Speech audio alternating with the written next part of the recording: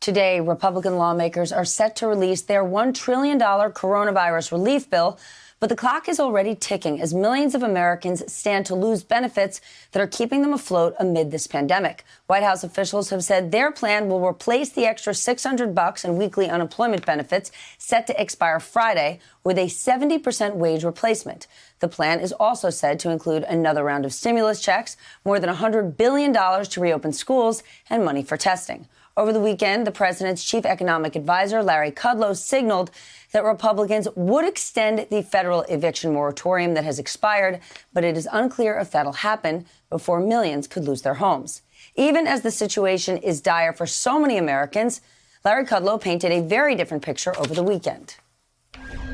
You're in a housing boom right now. You're in a retail sales boom right now. You're in an auto car boom right now. Manufacturing, look at the ISM indexes. All are booming. Yes, Mr. Kudlow, it may be a housing boom for those who can work from home and for those who are cashing out of their bountiful stock portfolios to buy beach houses. But it is a terrifying time for those who are out of work and for the 20 million plus Americans who could lose their homes in the coming weeks, and for the tens of thousands of small businesses that are shutting. 25,000 more expected by year end. Joining me now to discuss, Austan Goolsbee, former chairman of the Council of Economic Advisors during the Obama administration and professor at the University of Chicago Booth School of Business, and Arthur Laffer, U.S. economist and former economic advisor to President Reagan and to President Trump during his 2016 campaign.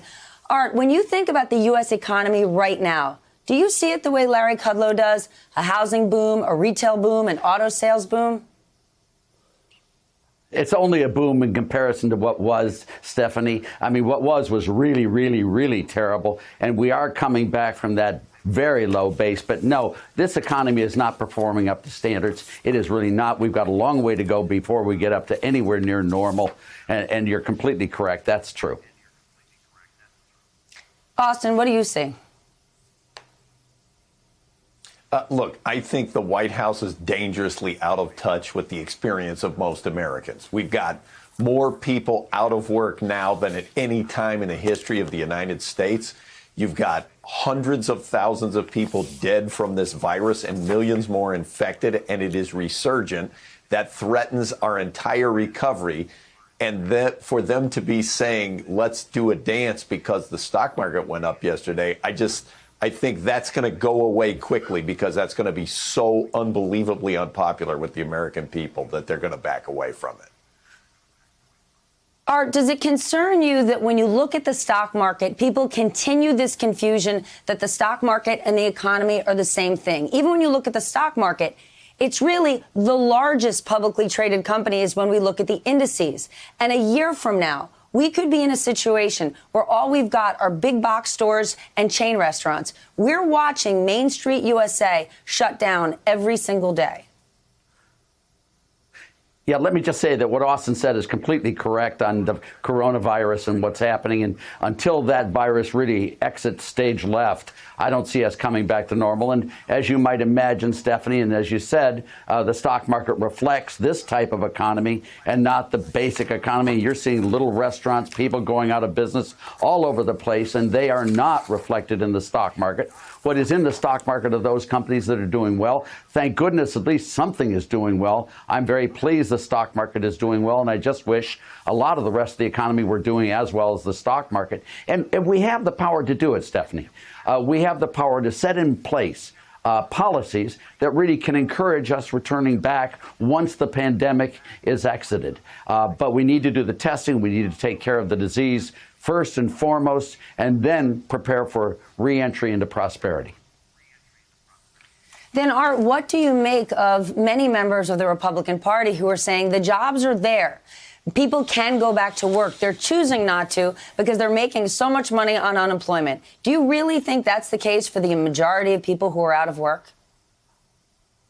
I don't think for the majority of people it is, but it is clearly true for some of them who are paid more when they're not working than if they were working. That is true. But what I'd like to see it not be the $600 unemployment benefit increase per week. I'd much rather see us spend money on people who desperately need help. For example, you talk about the eviction cessation on homes. I mean, why can't we then put money into people who have homes who can't pay their mortgages and have the money go there as opposed to all these other places? You want to really spend the money, Stephanie, where people really, really, really need it. And I don't think the unemployed, given that they're getting their unemployment benefits, is necessarily the exact group that really needs all the help that's being put out there. Austin, what do you think is needed most in this next relief package? Well, look, money to the people who are threatened to be evicted or have their gas shut off or have lost their jobs and are on this temporary unemployment. I think that's really important. I think this mentality, which was the same mentality which at the outset of this crisis said, let's not have paid sick leave because that's encouraging people not to go to work. Would that we had had the paid sick leave, because one of the major sources of infection was people who had symptoms and went to work and got their coworkers sick. If we had had paid sick leave, we could have prevented this. I think the second thing is the states are in the terrible straits. You're seeing the revenues dry up and they're being forced to cut workers, millions of workers from the state payrolls in the face of the downturn because of the balanced budget requirements. So we've got to find some way to stop this thing from snowballing.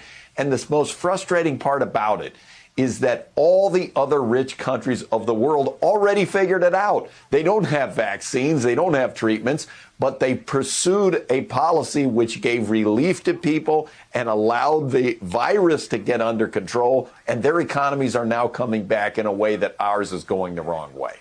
Hey there, I'm Chris Hayes from MSNBC. Thanks for watching MSNBC on YouTube. If you want to keep up to date with the videos we're putting out, you can click subscribe just below me or click over on this list to see lots of other great videos.